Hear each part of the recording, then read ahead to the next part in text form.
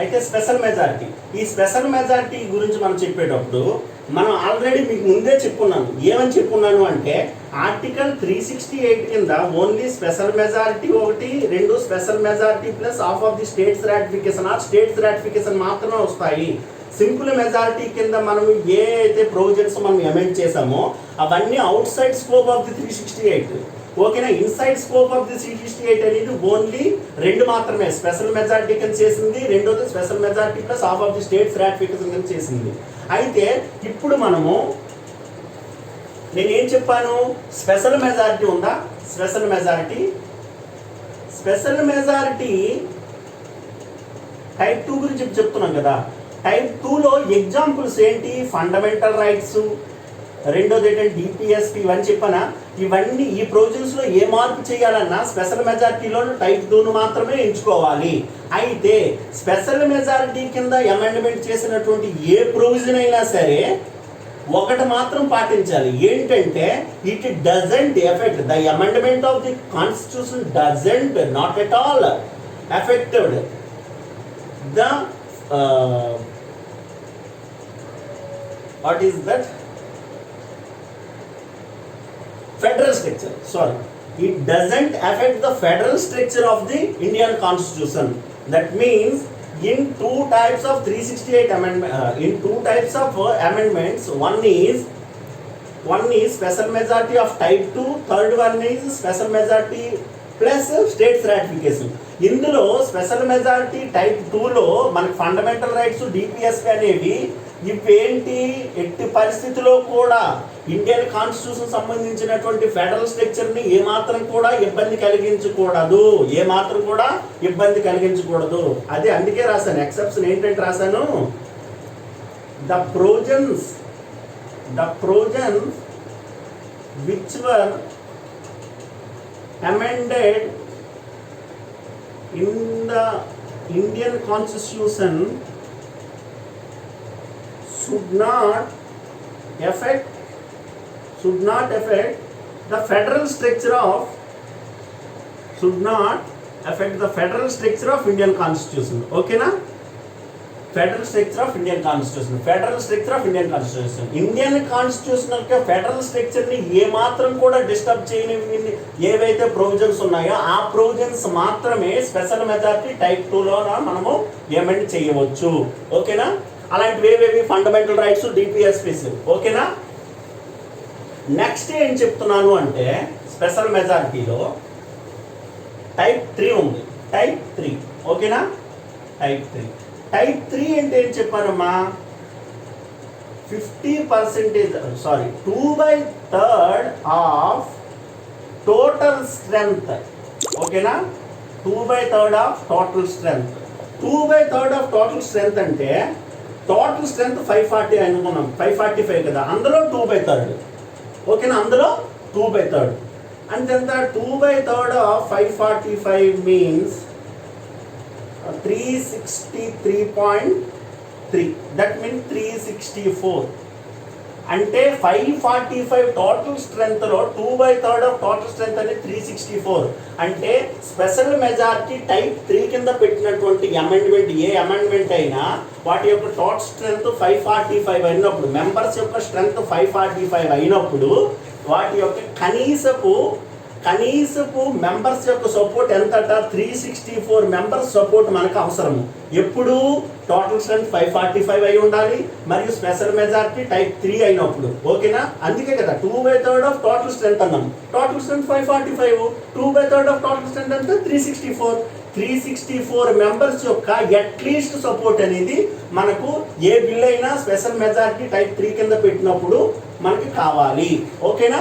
అయితే ఈ special majority type 3 దీని కింద ఏవేవమ్మా, స్పెషల్ మెజారిటీ టైప్ 3 కింద మనకి ఎలాంటి ప్రొవిజన్స్ అమెండ్ చేయొచ్చు అంటే, బెస్ట్ ఎగ్జాంపుల్ ఇంపీచ్మెంట్ ఆఫ్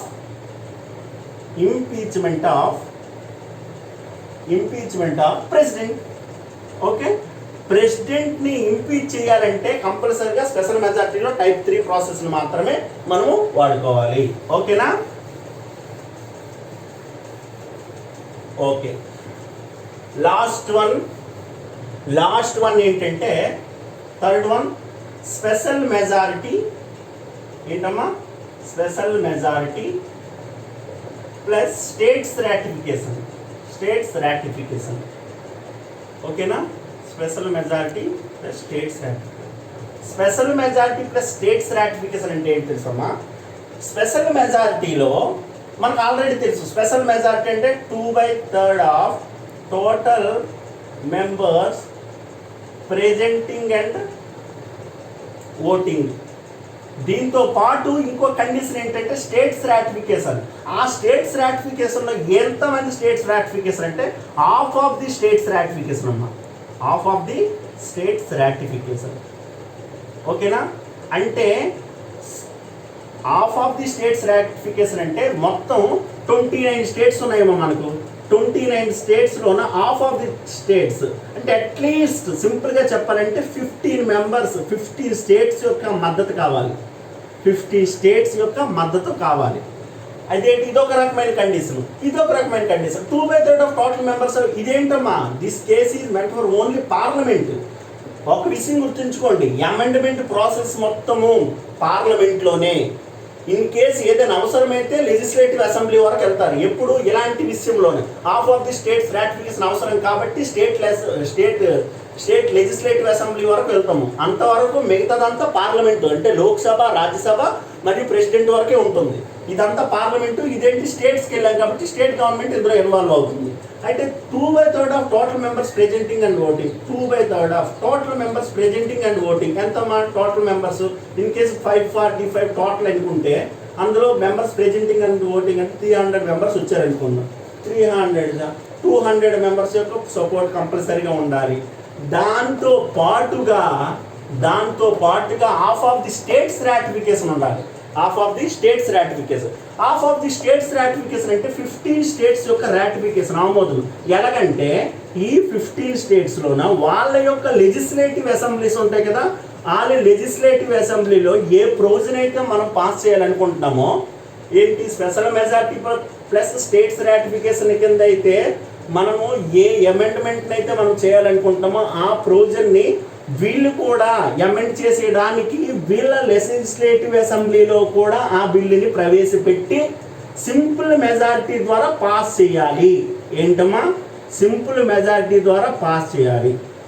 ఓకేనా, సింపుల్ మెజారిటీ ద్వారా మాత్రమే లెజిస్లేటివ్ అసెంబ్లీ అట్లీస్ట్ 15 స్టేట్స్ యొక్క వాళ్ళ లెజిస్లేటివ్ అసెంబ్లీలో సింపుల్ మెజారిటీ ద్వారా ఈ బిల్లుని పాస్ చేస్తూ దానితో పాటు 2/3 of total members presenting and voting జరిగినప్పుడు మాత్రమే ఈ కేసులోని ప్రవేశపెట్టినటువంటి ఏ అమెండ్మెంట్ బిల్ అయినా పాస్ అవుతుంది. క్లారిటీ ఉందా? అంటే ఈ కండిషన్ ఫెయిల్ అయినా క్లోజ్, ఈ కండిషన్ ఫెయిల్ అయినా మొత్తం మనకి బిల్ ఆగిపోతుంది. రెండు కండిషన్స్ సాటిస్ఫై చేసినప్పుడు మాత్రమే ఈ పద్ధతిలో ప్రవేశపెట్టినటువంటి అమెండ్మెంట్ బిల్ అనేది పాస్ అవుతుంది. ఓకేనా, అయితే special majority plus states ratification కింద ఏవి ప్రొవిజన్స్ అనేవి అమెండ్ చేయొచ్చు. ఏ అంటే ఫర్ ఎగ్జాంపుల్ నేను ఆల్రెడీ మీకు చెప్పానమ్మా, ఆర్టికల్ 368 ప్రకారంగా ఎందుకు స్టేట్స్ రాటిఫికేషన్ కూడా అవసరం వచ్చిందని చెప్తున్నాను. ఆర్టికల్ 368 ప్రకారంగా పార్లమెంట్ యొక్క పవరు అమెండ్ చేయడానికి ఉంది. అంటే ఏంటి, ఇండియన్ కాన్స్టిట్యూషన్ని అమెండ్ చేయడానికి పార్లమెంట్ పవర్ ఉంది. ఉన్నప్పటికీ ఫెడరల్ స్ట్రక్చర్ని డిస్టర్బ్ చేయడం అని రెండు ఉన్నాయి. డిస్టర్బ్ చేయకుండా చేసినటువంటి ప్రొవిజన్స్ అన్నీ స్పెషల్ మెజారిటీ టైప్ 2 ద్వారా మనం అమెండ్ చేసుకున్నాం. అయితే మనం చేసినటువంటి ఏదైనా ప్రొవిజన్ అనేది ఫెడరల్ స్ట్రక్చర్ను కూడా ఏమైనా ఇబ్బంది పెట్టి విధంగా ఉంటే అప్పుడు ఏం చేస్తామంటే మనకి special majority plus states ratification అవసరం వస్తుంది. అప్పుడు మాత్రమే స్టేట్ గవర్నమెంట్లో అవసరం మనకు వాళ్ళ మద్దతు కావాల్సి ఉంటుంది. కాబట్టి ఆర్టికల్ 368 ప్రకారంగా మనం చేసినటువంటి అమెండ్మెంట్ ప్రొవిజన్ అనేది ఫెడరల్ స్ట్రక్చర్కి ఇబ్బంది కలిగిన విధంగా ఏవైనా ప్రొవిజన్స్ చేయాల్సి వస్తే అలాంటి ప్రొవిజన్స్ అన్నీ ఈ కేసులోన మనం అమెండ్ చేయొచ్చు. ఓకేనా, క్లారిటీ అర్థమైంది కదా. అయితే ఎలాంటివి అంటే సపోజ్